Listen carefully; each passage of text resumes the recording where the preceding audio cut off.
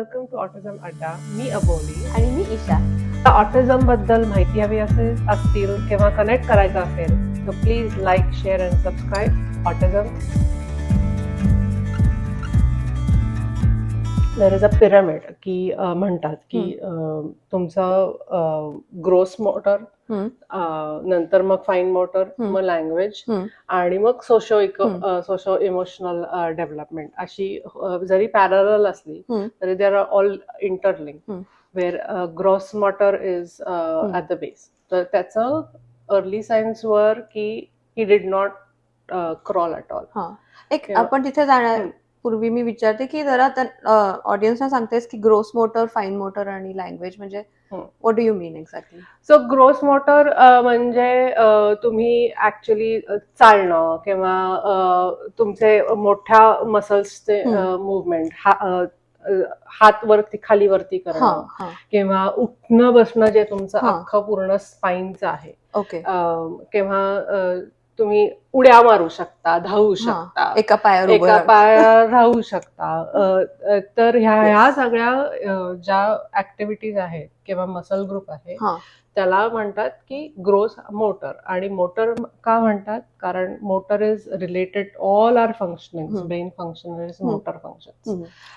त्याला म्हणून ग्रोस म्हणतात, म्हणजे physical. So you have sensory and you have motor functions. So sensory functions आणि autism मध्ये both are affected. Okay. Yes. So gross motor and so motor is anything that comes from the brain to the nerves. Right. And sensory is anything that goes from the environment, from your nerves to your brain. So both are affected. Both are affected. आणि fine Motors मध्ये तुमचे the finest motor, fine motor म्हणजे तुमचा हात, तुमचा grasp कसा असतो. लहान मुलांमध्ये पहिले बघतात की ते पिंचर ग्रिप येतात का, मग ते पॉइंटिंग येतं का, किंवा हे सगळे मुवमेंट येतात का करता हाताचे, किंवा even your toes are very fine motor, किंवा तुमचे eyelids are very fine motor. म्हणजे इकडे बघताय, तिकडे बघताय, वरती बघताय. It's a very fine. And the finest motor is your tongue. Okay. म्हणजे ओरल मोटर जी आहे that is the finest motor in your body. Okay. की तुम्हाला ऍ करता येतंय का, आ करता येतंय का, जिभेनी इकडच्या टाळूला लावता येतंय का. मी आता करून बघते. Right. No, that is very important. आणि त्यांनीच लँग्वेज डेव्हलप होते. म्हणजे that is the basis of तुम्ही खाऊ शकताय का, साऊंड प्रोडक्शन होत आहे का तुमचं, आर्टिक्युलेशन मध्ये ते येतं किंवा डिले होत नाहीत. So those are the things. म्हणजे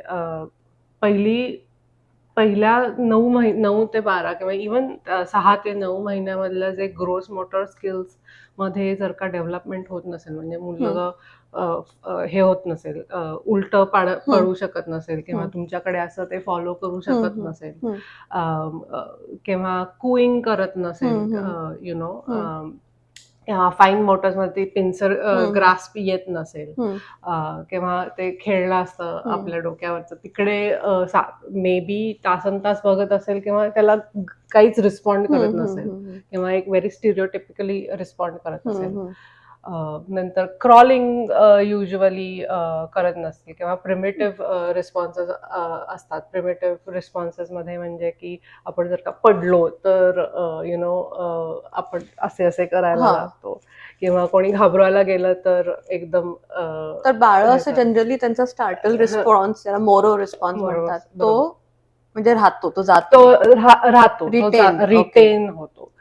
तर those are the gross motor signs. So माझ्या पिल्लूमध्ये